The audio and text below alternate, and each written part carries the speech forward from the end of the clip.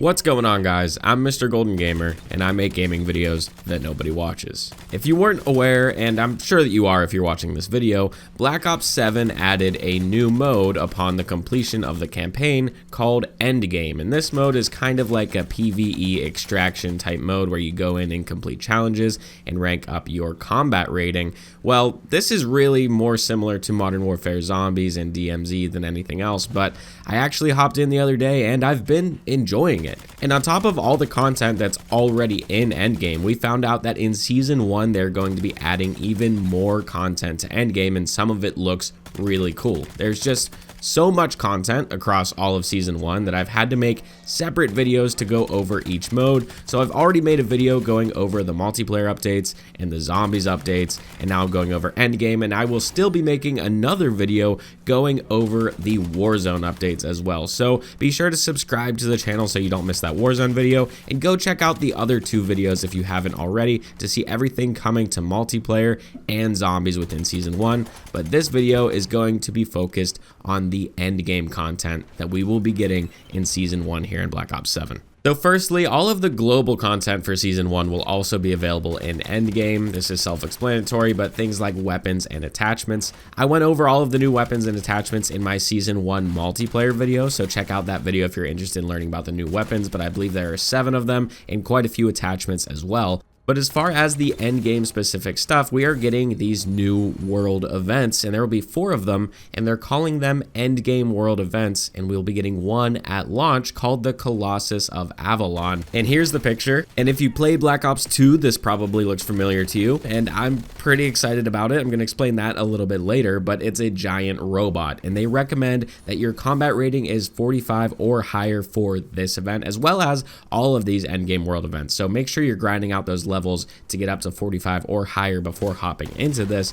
But basically what's going to happen here is you're going to hear comms in your headset that this giant robot is going to be coming to the map, and then you can look on your map to see the arrival area, and once you meet certain criteria, which they have not explained yet, you can see this thing drop into the map, and it'll be visible across most of the map. So you can all kind of work together and converge on this area to fight this boss. Now the reason I said that this looks familiar and I'm so excited about it is this is the robot from Origins in Black Ops 2, which is just awesome. It's so cool to see this thing, and my mind immediately wonders, right? Because I see something like this, something massive, and probably took a good bit of time and work to just get into the game, right?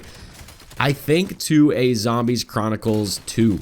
If you weren't familiar, in Black Ops 3, they released this DLC after all of the normal DLC that was called Zombies Chronicles, and they remastered a bunch of zombies maps. Well, we already have the giant robot from Origins in Black Ops 2, so maybe, just maybe, Zombies Chronicles 2 is in the cards this year, and maybe it's not, maybe I'm just getting a little too excited, but man, it is so cool to see this robot and to be able to fight it. Like, man, it's really cool. I really do appreciate that they're adding these like zombies, boss type things into Endgame. It's really cool. It's great fan service. I like it, and it's gonna be fun to fight this thing, because before, basically all it would do in Origins is stomp on you, right? So this one is going to be really cool, and I can't wait to hop in to see the Origins robot in Black Ops 7 and fight against it. There is actually a second world event coming at launch, and this one is called Toxic Tyrant. Same deal. The recommended combat rating is 45 or higher. So a really similar thing. There will be an emergency alert system that breaks out into your usual combat chatter in your headset to warn you about this neurotoxin outbreak that's occurring.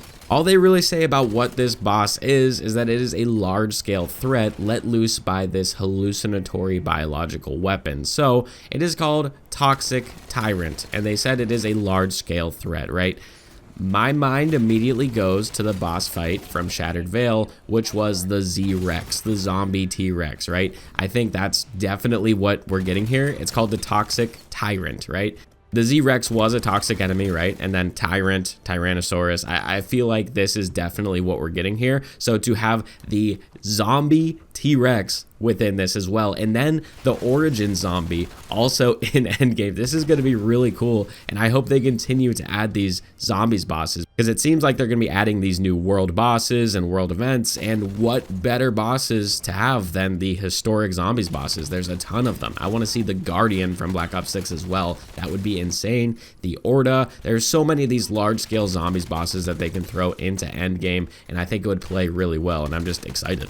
There is a third world event coming in season, and this is called Wraith Wing. For this one, it says, keep your eyes to the sky in search of a VTOL manifested by fear in the Wraith Wing world event. This advanced guild aircraft appears to have cloning capabilities with very lethal consequences, as this squadron seems hellbent on eliminating as many JSOC operators as it can. Disable it, fire at the exposed aircraft, and take down that bird. So only 3 have been revealed to us, and there is a secret 4th event that'll be coming sometime in season as well. So I really do like that they're doing this, and it's really cool they're adding content like this to this mode.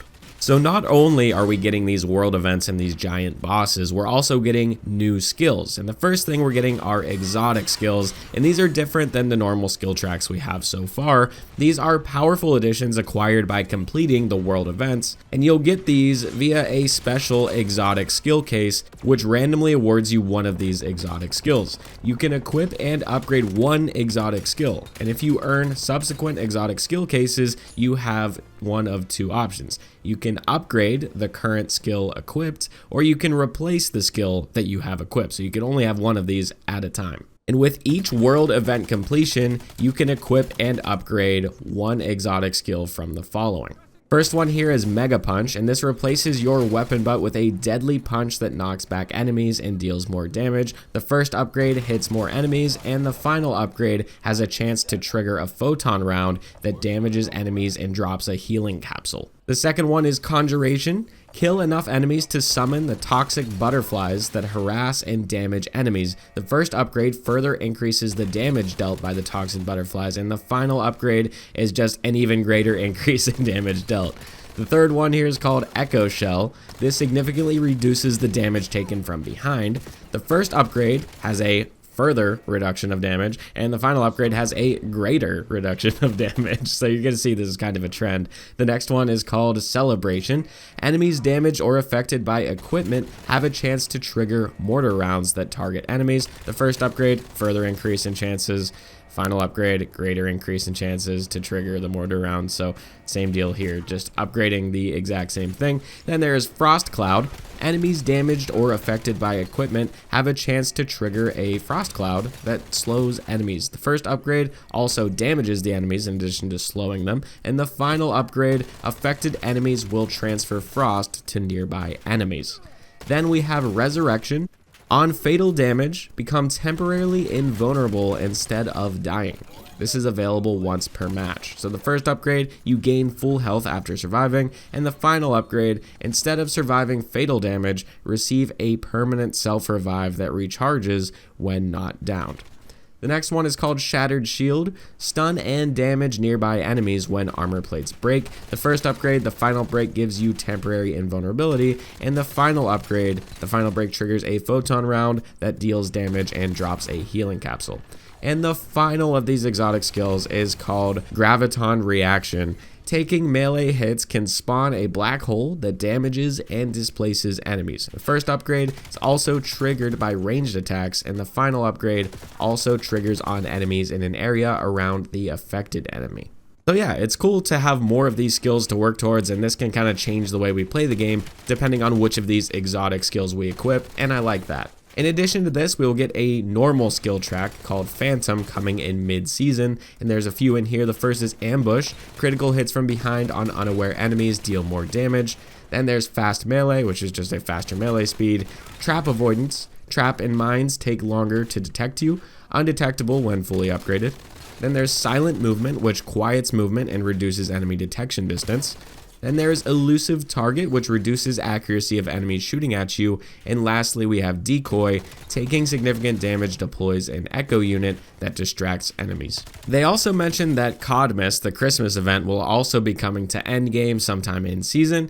And with CODMAS comes extra festivities. In Endgame, you can hunt down frozen projectiles and keep an eye out for holiday-themed supply box gifts, which I'm assuming will have increased rarity, but we'll have to wait and see. I'd love to see if they did some kind of snow event on the map. It seems like a lot to ask because this is a very big map and they probably didn't design it with snow on the ground, but it would be really cool if we at least had like some snow falling in the air or something like that.